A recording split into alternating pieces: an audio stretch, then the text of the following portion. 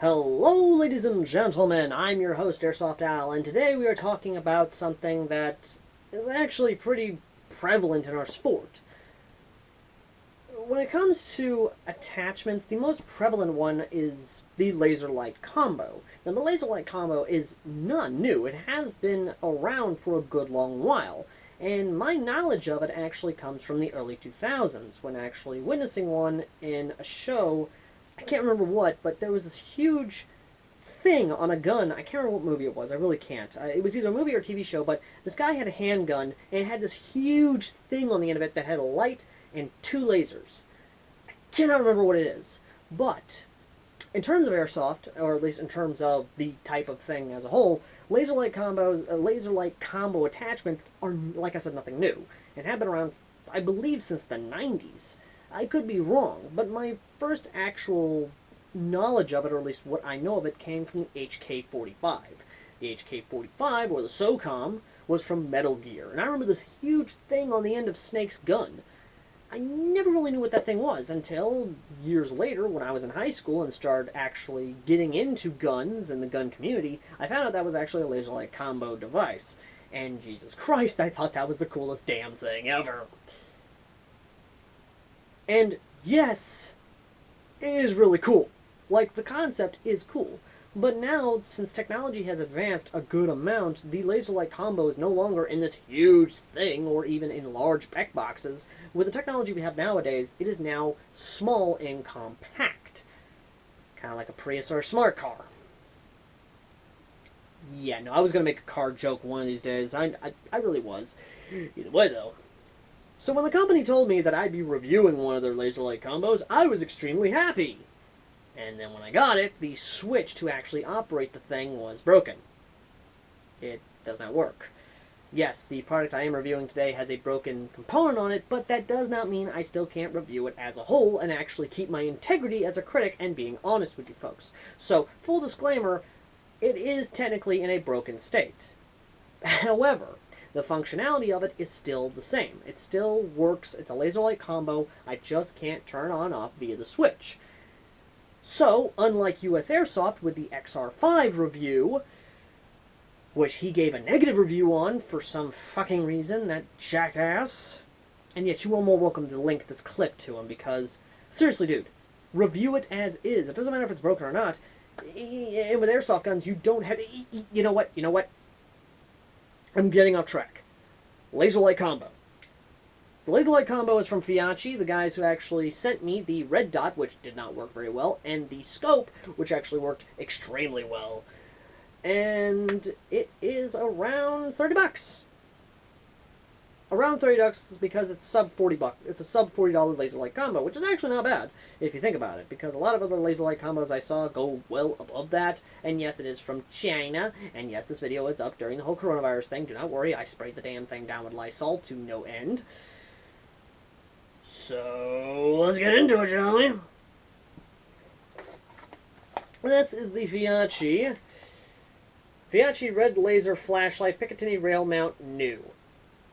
And to my knowledge, or at least from what they told me, this is not yet on the market. So this is sort of a first review of the damn thing. So, let's take a look. What do you get inside the small white box? You get the laser light combo itself, which is actually pretty well built and has a very, looks to be a very bright light. The switch back here, which has a on and off position and a thing where you can actually hold it down to turn on the light, a selector to literally either go eliminate where it's the laser with the flashlight, or just the flashlight as a whole. For this, we're going to turn on the laser first, or at least have it with the laser on. There we go. And there's a nice clicking sound. You get two EVE batteries. These are 3 volts CR123A batteries. We'll show you how to put those in a moment. And a little baggie with 2 Allen wrenches. The small Allen wrench is to adjust your laser. The large Allen wrench is to attach your light. So, let's actually get the light attached to my favorite handgun so far, my 1911, and we will actually talk about it.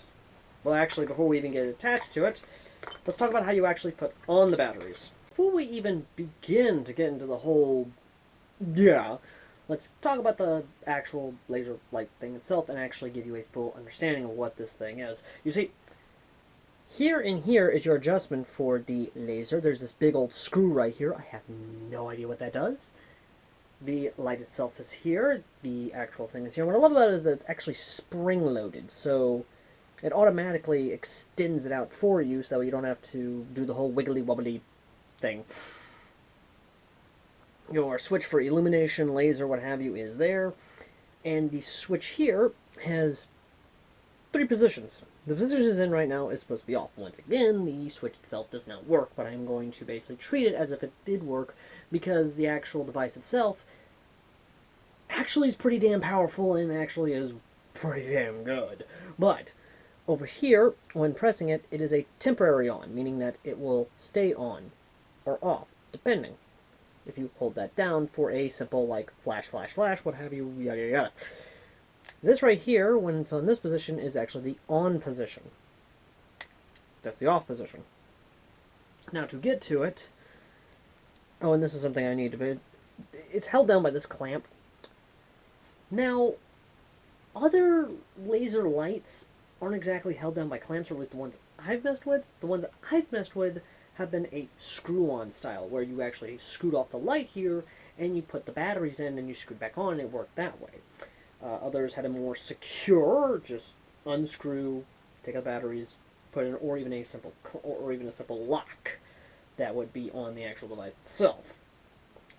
This is how you get it. You literally do like that, and you pull that off. This is not secured whatsoever. Now, actually putting the batteries in, you put you put this positive end first, you put this negative end in, and you essentially put it on. Now, understand, I have the laser light off, and already it is turning on. Oh, my bad. Hold on. Okay, so I made an oopsie. This is for illumination, this is for laser light illumination, this is for the laser. And speaking of the light itself, that is a pretty bright fucking light. Like, Jesus Christ. And like I said, actually, the switch does nothing. The switch is doing nothing, so, yeah, there's that. But yeah, no, that is a pretty bright damn light, if I do say so myself. Woo, blinding you! Anyway, flipping the switch over, you have the laser light, which the laser light itself is actually pretty good. Not bad, not bad, not bad. And once again, flipping the switch over. Whoops, my bad. Yeah. You have just the laser itself, which I have not adjusted to actually be straight, but you can actually see the laser there. Very nice laser. Very nice indeed, yes. Just gonna shine that in you, yes. Laser. A Fookin Laser sight. Yes. It's right there. Yes. I don't know why, but that is just so fun. It really is. I'm so happy my cat's not up here right now. If the cat was up here right now, she'd be going nuts for this. Now, let's just go ahead and take out the batteries, because I do want to save these batteries for actually a better thing than this.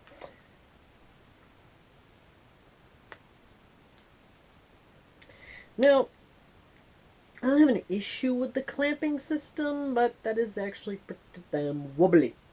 Just good old-fashioned wibbly-wobbly, done the one, like, still. Anyway.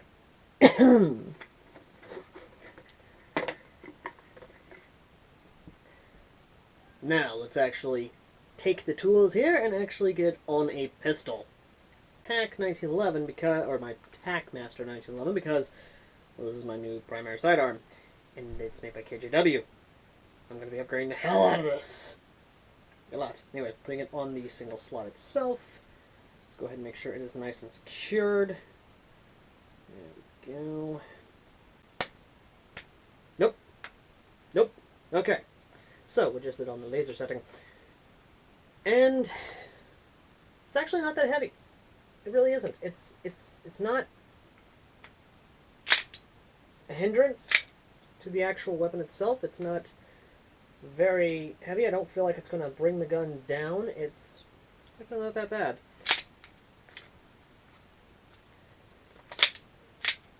Does look a little weird though on there, doesn't it? It looks like it doesn't fit right on on this style, but in terms of actually being able to turn it on with my trigger finger, I don't have a problem actually operating the button right here or even turning it on. But in terms of actually what you would do is you would actually use your other hand to operate the device, which once again is, even with the position of the railing and the slot, it's not that bad. It's really not. But what about other handguns that actually have tactical rails? Let's find out how they look. Well, let's find the fuck out. On a Ruger P345, it's actually not that bad. It really isn't. And it's actually well within more reach of my trigger finger. Or if I wanted to, I could actually have my trigger finger here and actually have my middle finger mess with it, so I can just finger fuck it essentially. But yeah, no. And once again, it's not too heavy that it doesn't exactly bring the gun down, which then again the gun is all polymer with only metal internals. It's actually not bad. Let's put on something else, shall we? The Steyr M9A1. Once again, okay, this one might be an issue because my immediate instinct is like this. No, it's like that. I forget. Angled. But yeah, no, in terms of actually being able to reach it, a little less, but then again, that's what the other hand is for. Just being able to operate like that. But, once again, not too heavy for it to be, well, a deliberate encumbrance. Let's say you don't want to put this on a pistol. You want to put it on a rifle. You're more than happy to do so.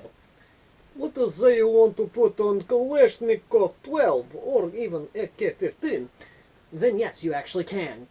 And with it being like that, you can actually operate it with your other finger, with your hand here, which is, once again, very nice. Very, very nice. But let's say you don't have an AK-12, but instead you have a bullpup. Now, yes.